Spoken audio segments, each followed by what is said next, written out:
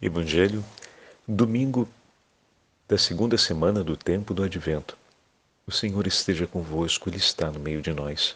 Proclamação do Evangelho de Jesus Cristo, segundo São Mateus. Glória a vós, Senhor. Naqueles dias apareceu João Batista pregando no deserto da Judéia. Convertei-vos, porque o reino dos céus está próximo.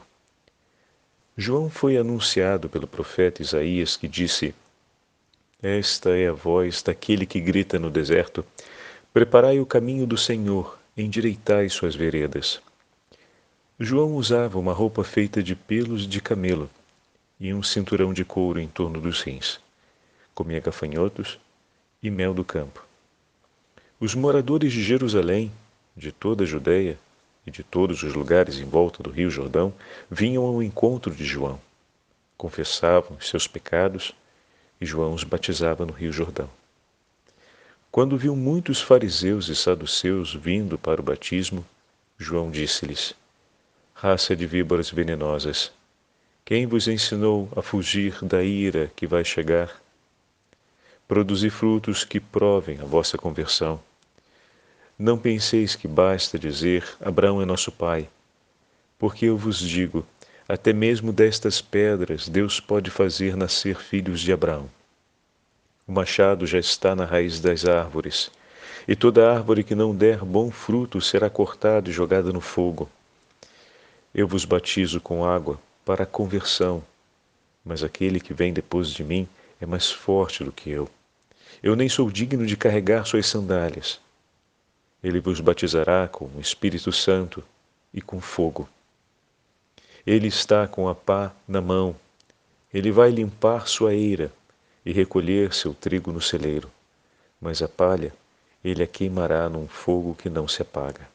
Palavra da salvação. Glória a vós, Senhor. Domingo da segunda semana do tempo do Advento, em nome do Pai, do Filho e do Espírito Santo. Amém. Queridos irmãos e irmãs, a Santa Liturgia hoje nos leva ao terceiro capítulo do Evangelho de São Mateus e aparece para nós um importante personagem no caminho de preparação para o Natal do Senhor. Nesse caminho do Advento de Cristo Jesus no mistério da Encarnação. A figura de João Batista, seu primo, o precursor do Senhor, aquele que anuncia o início do Novo Testamento, vamos colocar assim. Aquele que foi anunciado pelo profeta Isaías, que veio para preparar a estrada do Senhor. João se apresenta com sua missão. Ele tem claro qual é a sua vocação e qual é o chamado que Deus lhe fez. E hoje, juntamente com João, aparece no Evangelho dois grupos de personagens a quem João se refere diretamente, pelos atos e pelas palavras. E dessa forma se compõe o chamado do segundo domingo do tempo do Advento para todos nós. Preparar a estrada do Senhor é a missão de João Batista. João tem clara qual é a sua vocação diante de Deus, o que o Senhor lhe chamou a fazer. E como preparar o caminho do Senhor? Anunciando sua iminente chegada. O Senhor está às portas. Eis o tempo, eis o momento.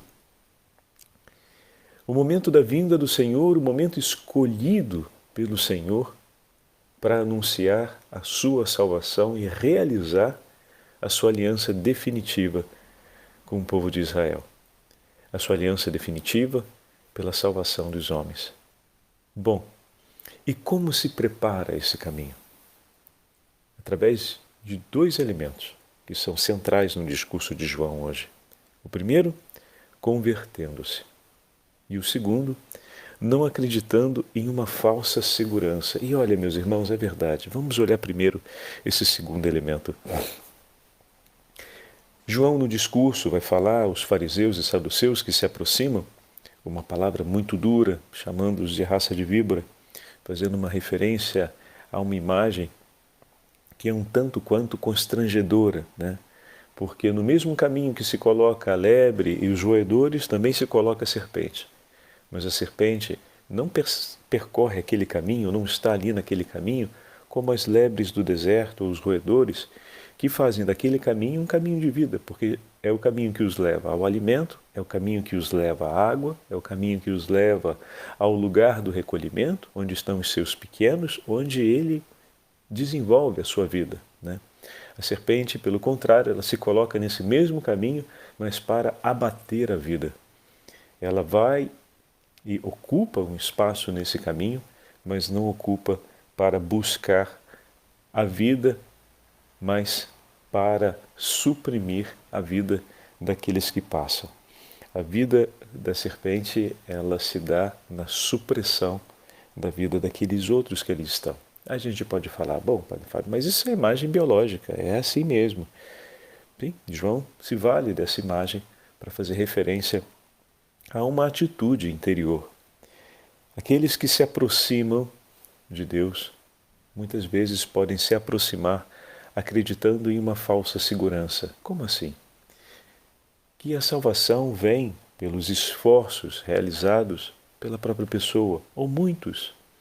Olham para a própria vida e atribuem que ao dinheiro, ao poder, ao prestígio, terão sempre a certeza de que tudo andará bem. Quantas são as pessoas que atribuem àquilo que conquistaram a segurança da própria vida? Quantos são aqueles que acreditam que terão tempo suficiente para fazer tudo o que querem e para deixar de fazer o que não serve? E a vida, de repente, nos surpreende. Porque o tempo não é um amigo de confiança. O dinheiro ou o poder não traz para a gente a segurança que precisamos e a certeza de que os nossos dias, os dias de nossa vida, estão em nossas mãos.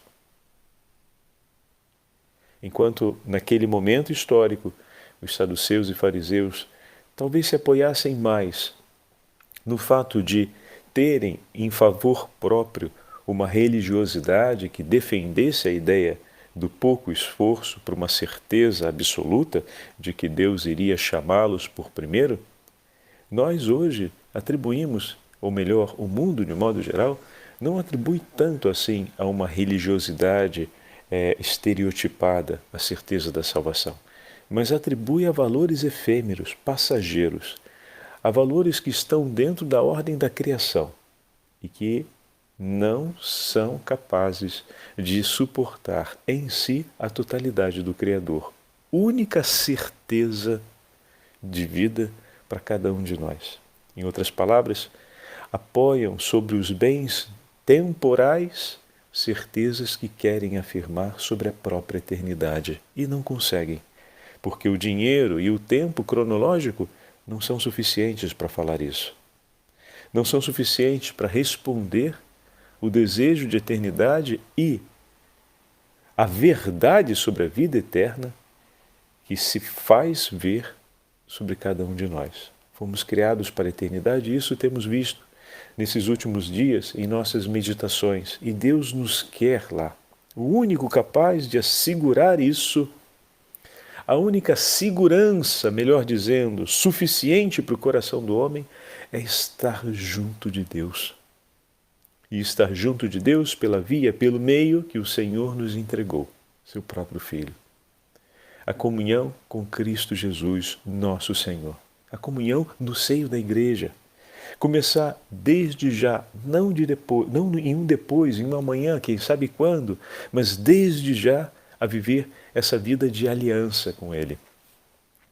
Endireitar a estrada significa orientar-se na direção de Cristo, orientar-se na direção daquele que nos dá a vida, daquele que nos leva à vida.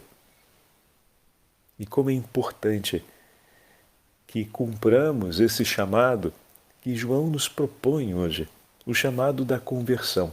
A partir do momento em que constatamos que muitas vezes apoiamos a nossa segurança em falsas seguranças, como o padre falava ainda há pouco, o dinheiro, a certeza do tempo, talvez uma saúde vigorosa, ou talvez o poder por um cargo que realizamos, enfim, aquela falsa segurança de ter a vida inteira diante de nós e poder mudar tudo a hora que quisermos, né? e passarmos a termos uma segurança que não tem como ponto de referência a nós mesmos e o manejo das coisas desse tempo, mas que tenha como ponto de referência o próprio Senhor e que nos leve a manejar já nesse tempo aquilo que é eterno. Para isso é preciso converter o coração, ou seja, orientar-se na direção do Senhor. Conversão não é, na verdade, mudar de mentalidade e de comportamento. Se podemos definir o que é a conversão, é uma mudança de mentalidade e de comportamento. Não apenas uma mudança moral do comportamento, ou seja, deixar de realizar tudo aquilo que é inadequado, tudo aquilo que é caracterizado como um vício e aplicar-se à prática das virtudes, mas uma mudança também de ordem teológica, ou seja, de um modo novo de pensar Deus e de se aproximar dele. É significativa essa expressão, porque o modo que eu acabei de explicar é um modo de pensar, entre aspas, Deus, pensando a nós mesmos. Muitos no nosso tempo não veem uma importância de se aproximar da religião e da religiosidade, porque no fundo o pensar Deus como algo abstrato, como uma entidade superior com a qual me relaciono de algum modo, significa no fundo continuar tendo a si mesmo como referência. Um modo novo de pensar Deus, poderemos dizer, diante da nossa mentalidade, ou seja, da mentalidade do mundo de hoje, significa dizer colocar Deus ao centro da minha vida. Não como uma realidade periférica ou como uma realidade que de alguma forma me atrai, mas o modo de vida e as decisões últimas sobre a vida, quem reflete e amadurece sou eu, com as referências que eu mesmo tenho, ou que eu mesmo vou recolhendo no mundo, ou que eu mesmo na feira das grandes religiões, do sábado, do domingo, passo para fazer a coleta e assim monto o meu carrinho de feira. E com esse meu carrinho de feira vou viver a minha semana. Muitos fazem a feira da religiosidade, né? Vivem dessa forma. Acreditam em Deus, mas fazem a feira, né? Vão nas bancas da feira, num dia da semana, ou em vários dias da semana, e recolhe aquilo que serve. E diz, bom, eu acredito em Deus, eu tenho temor a Deus, mas vivo dessa forma. No fundo, a referência continua sendo a si próprio. Por quê? Quem faz a feira, escolhe o que lhe serve. E se escolhe, escolhe colocando no centro sua própria necessidade. O máximo que pode acontecer é que um vendedor na feira seja muito hábil para empurrar mais produtos do que a necessidade que você acredita ter. Mas toda uma outra coisa é estar diante de um Deus a quem você declara que é o seu Senhor e receber dele o que é necessário para ser. E não fazer-se Senhor na hora de buscar o que é necessário, mas humildemente aceitar dele aquilo que ele entrega. Esse é o modo de pensar Deus novo. Novo não porque é inédito, mas porque o mundo de hoje pensa, na maioria das vezes, de uma forma diferente. Quando olhamos o testemunho de nosso Senhor Jesus Cristo no Evangelho, que se coloca diante do Pai, nós vemos essas três características da face evangélica de Deus, presente em nosso Senhor. A primeira delas, a radicalidade. O Senhor se coloca diante do Pai e recebe tudo o que o Pai lhe entrega. Nada o Filho tem que não seja entregue pelo Pai. Uma total e radical dependência da vontade e da disponibilidade do amor de Deus por ele, do Pai pelo Filho. Olha aqui o elemento da radicalidade. Uma total dependência e um total interesse pela vontade desse Deus e, ao mesmo tempo, uma total espera para que esse Deus faça no tempo que lhe convém, da forma que ele quer nós vamos recebendo o seu amor e aquilo que é necessário. Esperar completamente nele, eis um testemunho de pobreza fortíssimo. Depender em tudo.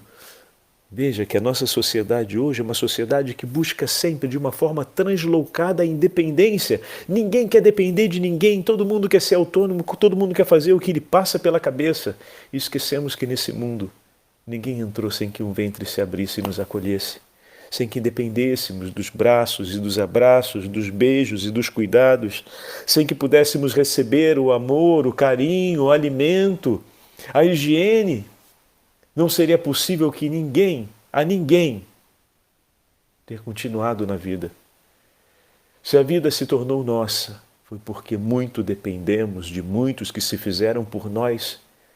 E porque agora falamos que a nossa felicidade vai ser na independência, vai ser não precisar mais de ninguém e de nada. Meu Deus do céu!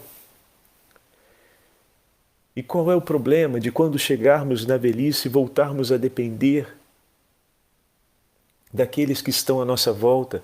Se para entrar nessa vida tivemos essa necessidade e aprendemos a amar essa experiência, aí entra o ponto-chave, né? Muitas vezes não aprendemos.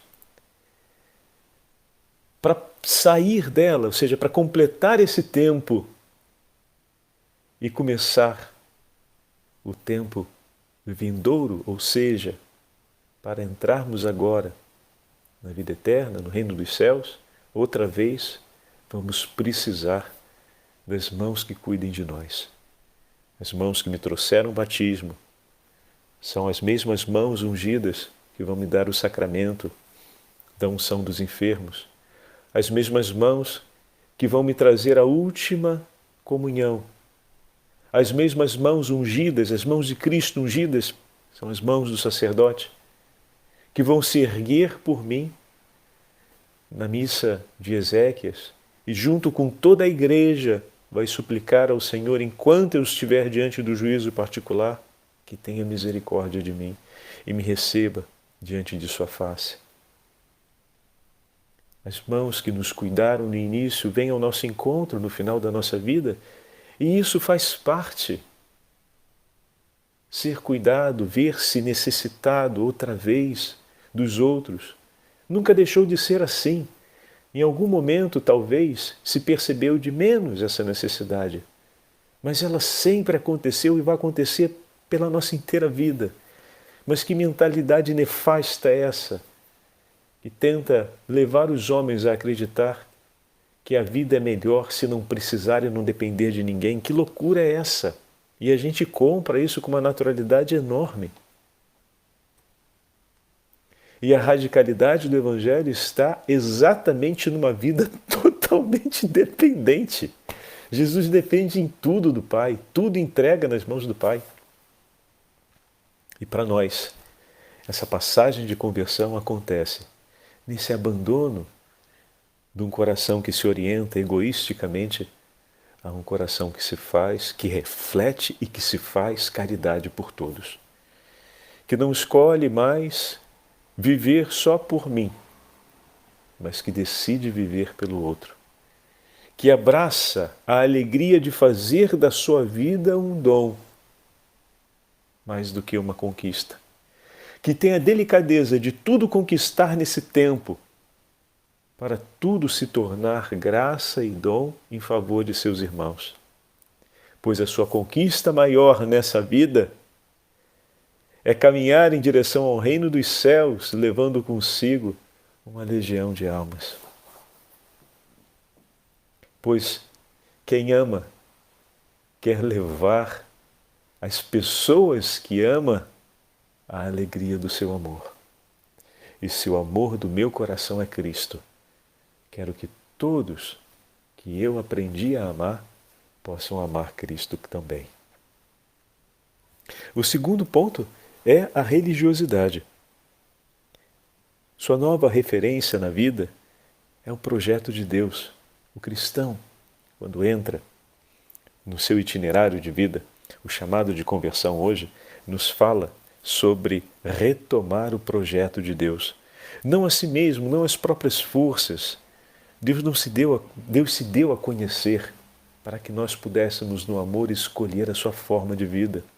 A religiosidade, ela é fundamental, porque nela nós conhecemos o projeto de Deus. Através dela, nós vamos tomando conhecimento desse grande ato de amor que, por primeiro, Cristo se entregou por nós. E é olhando a entrega de amor de nosso Senhor que nós vamos aprender a viver a nossa vida como entrega. Por isso a religiosidade é a segunda característica importante da face evangélica de Deus. E a terceira é a profunda humanidade.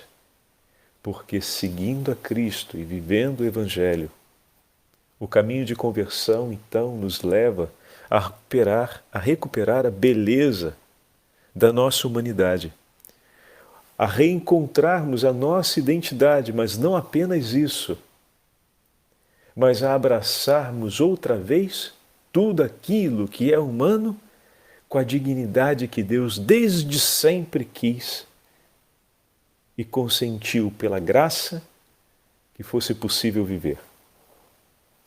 Como assim, Padre Fábio? Cada vez que o Senhor nos perdoa, nos abençoa, nos concede os dons espirituais, a graça dos sacramentos, Ele restitui a ordem à nossa humanidade, a fim de que nossos afetos, nossas emoções, nosso modo de pensar, os nossos sentidos consigam se orientar à beleza última da experiência humana. Em outras palavras, a amarmos, a sentirmos como o Senhor sentiu. A amarmos, a sentirmos, a expressarmos as nossas emoções, como a Virgem Maria expressou. Em uma palavra, a fim de que possamos viver com uma dignidade maior e possamos levar a humanidade a conhecer a beleza de ser gente. Isso não se improvisa com discursos, isso se aprende quando a nossa identidade vem reconhecida e retomada. Mas não qualquer identidade, aquela identidade humana que foi anunciada, revelada e entregue a nós pelo próprio Deus no mistério da encarnação de nosso Senhor Jesus Cristo. A beleza da nossa humanidade está em nosso Senhor Jesus Cristo. Se somos homens como Cristo, se vivemos a nossa humanidade como Cristo, se conhecerá o mais belo a mais bela e esplêndida imagem do que significa ser homem. E que o bom Deus nos abençoe e que com as palavras e o testemunho de São João Batista nós possamos percorrer essa estrada durante esse tempo do Advento. O Senhor esteja convosco, Ele está no meio de nós. Pela intercessão da Beatíssima Virgem Maria e de São João Batista, abençoe-vos o Deus Todo-Poderoso, Pai, Filho e Espírito Santo. Amém.